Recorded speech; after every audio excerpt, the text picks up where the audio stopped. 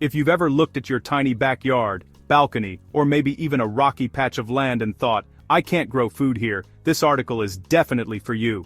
On Soil Factor, we talk a lot about soil, how it works, how to improve it, and, how to respect it.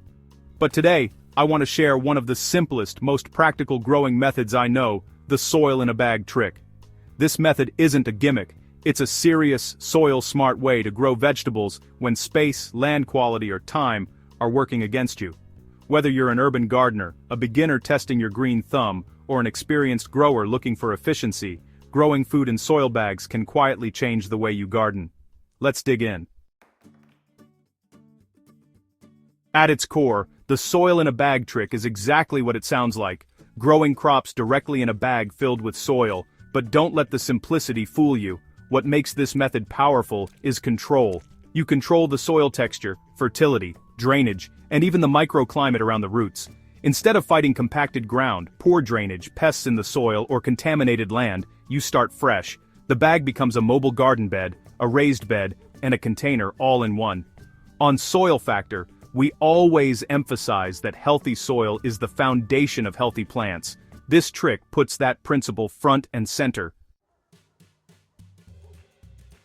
Plants don't care whether their roots are in the ground or in a bag. What they care about is oxygen, water, nutrients, and space. A properly prepared soil bag provides all four. Because the soil is loose and well-structured, roots grow faster and deeper than they often do in tired garden soil.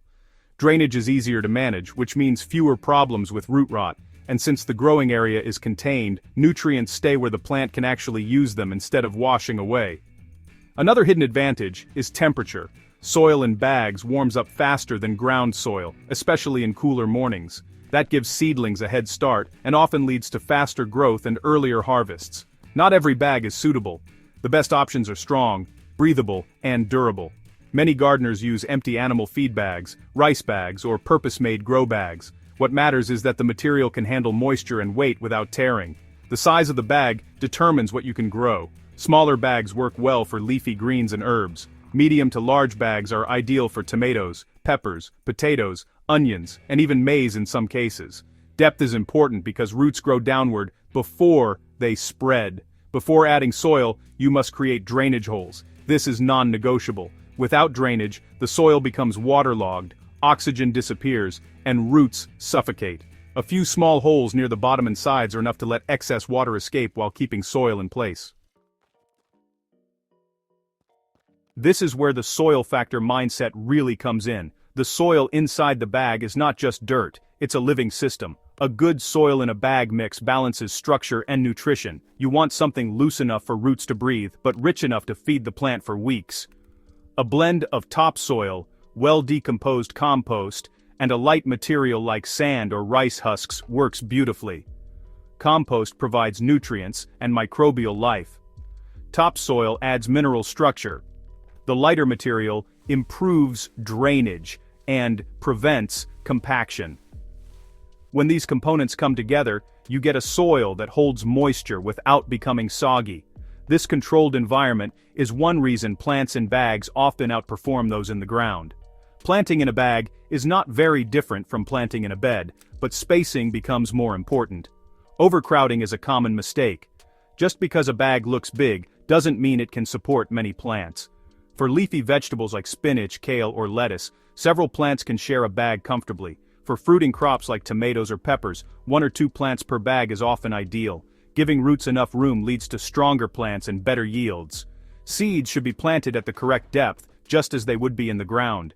Transplants should be set gently, with soil pressed lightly around the roots to remove air pockets without compacting the mix.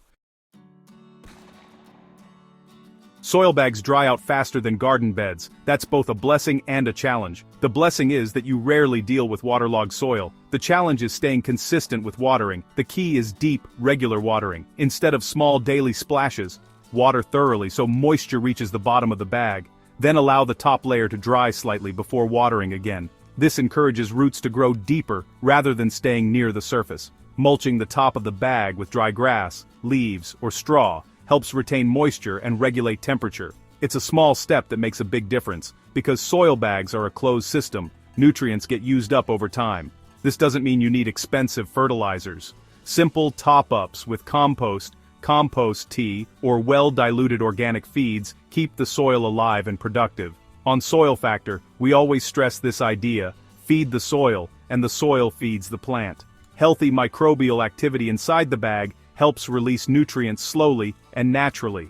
This leads to steady growth instead of weak, fast growth that attracts pests. This method is incredibly versatile. Leafy greens thrive in bags because of the loose soil and quick drainage. Tomatoes and peppers love the warmth and root control. Potatoes do especially well because you can add soil gradually as they grow, encouraging more tubers. Even root crops like carrots and beets can succeed if the soil mix is loose and deep enough. Herbs grow well too, and having them in bags makes it easy to move them closer to the kitchen. The real beauty is flexibility. You can rearrange your garden, follow the sun, or move plants out of heavy rain or strong winds. Most failures with this method come down to three things: poor drainage, weak soil, or neglect. Skipping drainage holes almost always leads to problems. Using pure garden soil without compost leads to compaction. Forgetting to water consistently stresses the plants. The fix is simple. Prepare the bag properly, invest time in the soil mix, and treat your bag garden with the same respect you would give a traditional bed. The soil in a bag trick isn't a trend, it's a skill. Once you understand it, you can grow food almost anywhere: urban spaces, rented land, schools, rooftops, or areas with poor soil. For beginners, it removes many of the barriers that cause frustration. For experienced gardeners, it offers precision and efficiency. And, for all of us, it reinforces the truth we keep repeating here on Soil Factor: soil health is everything.